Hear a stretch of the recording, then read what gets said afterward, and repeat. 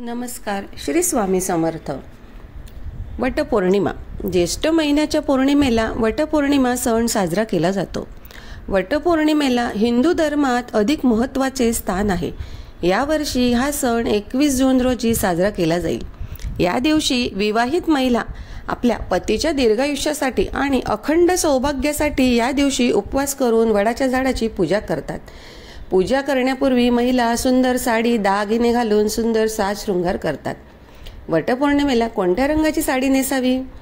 वटपौर्णिमा हा सण विशेषतः विवाहित महिलांसाठी खास मानला जातो. या दिवशी महिला सुंदर साडी, दागिने घालून साज शृंगार करतात. पतीच्या दीर्घायुष्यासाठी हे व्रत करतात. महिला या दिवसाची खूप आतुरतेने वाट पाहत असतात. या दिवशी विवाहित महिलांनी हिरवी किंवा लाल रंगाची साडी नेसणं सर्वोत्तम मानले जाते, कारण हिंदू धर्मात या दोन्ही रंगांना सौभाग्याचे प्रतीक मानले जाते.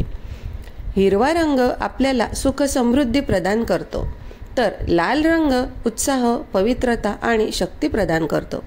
त्यामुळे या रंगाची साडी तुम्ही नक्कीच नेसू शकता. शिवाय या व्यतिरिक्त तुम्ही नारंगी, पिवळा, जांभळा किंवा गुलाबी रंगाची साडी देखील नेसू शकता. वटपौर्णिमेला या रंगाची साडी नेसणं अशुभ मानलं जातं. बघा, वटपौर्णिमेच्या दिवशी काळ्या किंवा निळ्या रंगाची साडी नेसू नये, कारण काळा आणि निळा रंग घालून पूजा करणं अशुभ मानलं जातं. वटपौर्णिमेला 16 शृंगार करावे. ज्योतिषशास्त्रात शुक्र ग्रहाला सौंदर्य आणि सुखी विवाहित जीवनाचा कारक ग्रह मानला जातो. त्यामुळे वटपौर्णिमेच्या दिवशी तसेच इतर दिवशी देखील ज्या महिला शृंगार करतात त्यांच्या कुंडलीतील शुक्र ग्रह मजबूत होतो.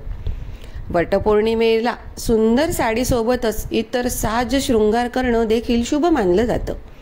यावेळी हातात काचेच्या बांगड्या घालाव्या, केसांमध्ये सुवासिक फुलांचा गजरा घालावा, नथ, कुंकू, टिकली, दागिने, पैंजण, जोडवी, अत्तर अशा आवडीनुसार शृंगार करावा. जून महिना सुरू झाला की पावसाला सुरुवात होते.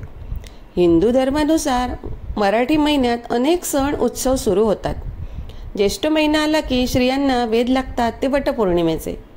आपल्या पतीच्या दीर्घायुष्यासाठी आणि अखंड सौभाग्यासाठी स्त्रिया वटसावित्रीचे व्रत करतात. हिंदू धर्मात वटपौर्णिमेला अधिक महत्त्व आहे. वटपौर्णिमेला वटसावित्री या नावाने देखील ओळखले जाते. हा सण महाराष्ट्रात, उत्तर भारत, नेपाळ, गोवा, गुजरात आणि पश्चिम भारतातील विविध राज्यात विवाहित महिला सण साजरा करतात. या दिवशी स्त्रिया उपवास करतात. वडाच्या झाडाभोवती फेऱ्या मारून पतीच्या दीर्घायुष्यासाठी प्रार्थना करतात. 7 जन्म हाच नवरा मिळू देत असे देवाला प्रार्थना करून वटपौर्णिमेची कथा वाचतात. महिला त्या दिवशी फलाहार करतात. महिलांचा हा सण खूप आनंदाचा सण आहे. तरी तुम्ही पण करणार आहात ना वटपौर्णिमेचं व्रत?